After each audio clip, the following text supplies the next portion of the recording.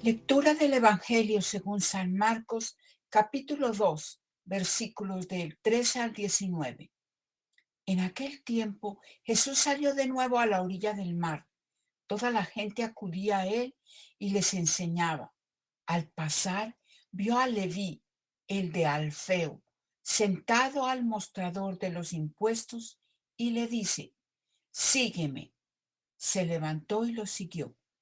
Sucedió que mientras estaba él sentado a la mesa en la casa de Leví, muchos publicanos y pecadores se sentaban con Jesús y sus discípulos, pues eran ya muchos los que lo seguían. Los escribas y los fariseos, al ver que comían con pecadores y publicanos, decían a sus discípulos: «¿Por qué come con publicanos y pecadores?».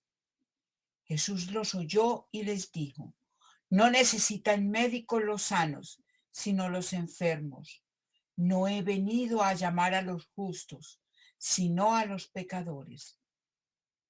Como los discípulos de Juan y los fariseos estaban ayunando, vienen y le dicen: «¿Por qué mientras los discípulos de Juan el Bautista y los discípulos de los fariseos ayunan, sus discípulos no ayunan?». Jesús les dijo: ¿pueden acaso ayunar los invitados a la boda mientras el novio está con ellos? Mientras tengan consigo al novio, no pueden ayudar. Palabra de Dios. Te alabamos, Señor. Espíritu Santo, ven. Muy buenos días a todos. Para poderles explicar un poco mejor el Evangelio de hoy, tuve que leerles, como ustedes se dieron cuenta, 2 o 3 versículos del capítulo 2 del día sábado. ¿Por qué? Porque así vamos a saber a quiénes es que les está hablando hoy Jesús. Empecemos nuestra reflexión.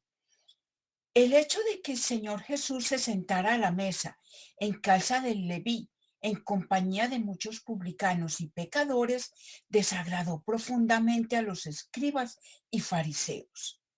Según su punto de vista, el Señor no parecía importarle el pecado de aquellas personas, pero eso era totalmente falso. Como el Señor lo explicó, él veía el pecado de todos ellos y los comparó con una terrible enfermedad. Y así nos dijo: ¿qué médico podría hacer su trabajo sin acercarse al enfermo? Sin embargo, era la actitud de los fariseos la que nunca lograría llegar a la salvación, a ese tipo de pecadores. Ellos despreciaban y se alejaban de ellos como personas peligrosas para la moral y fuera de toda posibilidad de salvación. Pero el Señor no los veía como causas perdidas. De hecho, Leví fue el primero, pero no el último tampoco, de muchos pecadores que llegaron a manifestar con total claridad la gracia salvadora del Señor en sus vidas.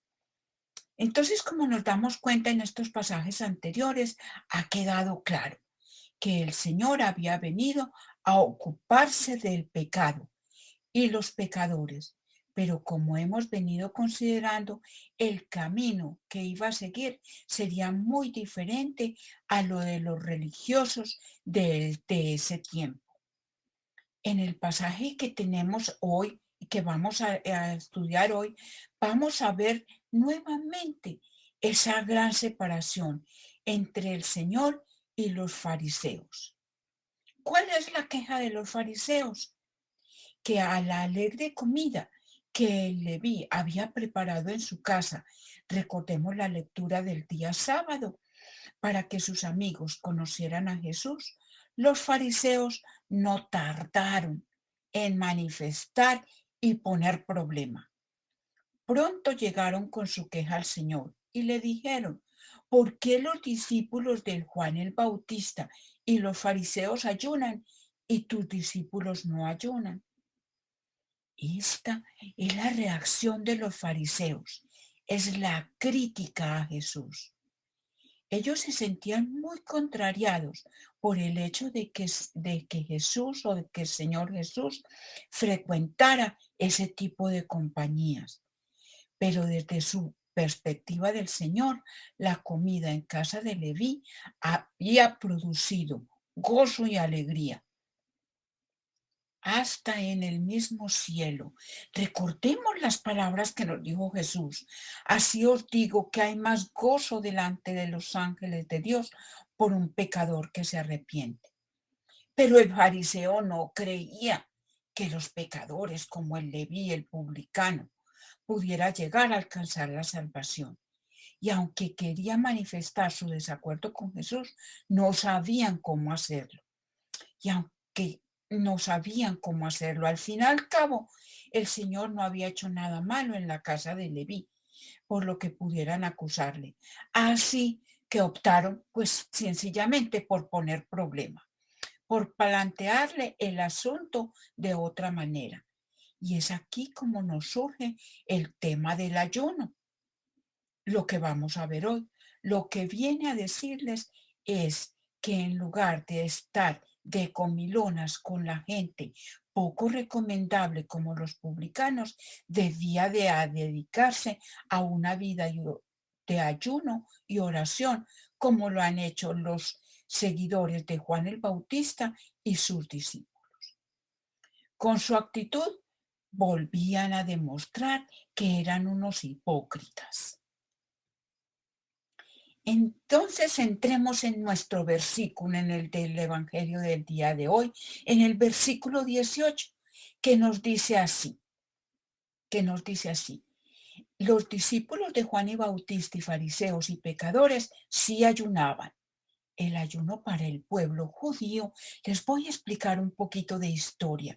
Es un acto penitencial que se basa en el esfuerzo personal, o sea, la privación de alimento, para que Dios, mirando tal esfuerzo, me dé su perdón y su misericordia. Lo llaman los exégetas o los estudiosos teoría retributiva. Vamos a apuntarle en un papelito porque yo esta semana se las voy a explicar un poco mejor. Teoría retributiva. Es decir, le pedimos a Dios con esfuerzo para que Él nos dé. Y eso no es. Nos encontramos con un tercer motivo de enfrentamiento de Jesús con los fariseos, después del perdón de los pecados y la elección de un publicano. Ahora murmuran, porque los discípulos de Jesús no ayunan. Los argumentos pueden ser más bien tontos, pero muestran la oposición creciente de sus enemigos. Siempre tendrá oposición, siempre tendrá enemigos. Y nos dice, los judíos ayunaban 2 veces por semana, los lunes y los jueves, dando a esta práctica un tono de espera del Mesías. También el ayuno del Bautista, de Juan el Bautista, y sus discípulos apuntaba a la preparación de la venida del Mesías. Pero ahora ya ha llegado. Ya Jesús les dice que no tiene sentido dar tanta importancia al ayuno. El ayuno cristiano en nuestros días no involucra saltarme o privarme de los alimentos para ganar el perdón, ya que el perdón es gratuito. Aquí va un poco de la teoría retributiva. Vuelvo y les repito, privarme de alimento para ganar el perdón, ya que el perdón nos lo dio Cristo mismo en su cruz. Es gratuito. Implica entonces un autocontrol, el ayuno personal, y lo hago con la objetividad de compartir. No es que me privo y aguanto el alimento, sino que genera un proceso para compartir con el otro. Asimismo nos lo plantea Isaías, el profeta Isaías. El ayuno que a Dios le agrada es que compartamos nuestros bienes con el necesitado. Continuemos nuestra reflexión. En el versículo 19 nos hace una pregunta. ¿Ayunan los invitados a la boda mientras están con el novio? Nos lo pregunta Jesús. No, Dios nos invita a celebrar la vida porque Dios está cerca nuestro. Debemos reconocer ese amor y misericordia. Hay una invitación expresa a esa boda, a ese gozo desde una relación de amistad con el esposo que es Jesús. Jesús se coloca como el novio, lo cual es un símbolo de alegría. Aquella alegría que esperamos después de la muerte en la comunión real y plena con Dios en Cristo Jesús en la vida eterna. Ya se da esa realidad en ese momento en que están viviendo todos los discípulos. No hay por qué hacer actos de penitencia, porque Jesús ya está. Jesús está como la oferta de salvación. Entonces Jesús nos invita a alegrarnos. Y nos dice en el versículo 20, vendrán días, ¿cuáles? En los de la pasión y la muerte de Jesús, momento de vigilancia, de dolor y de prueba.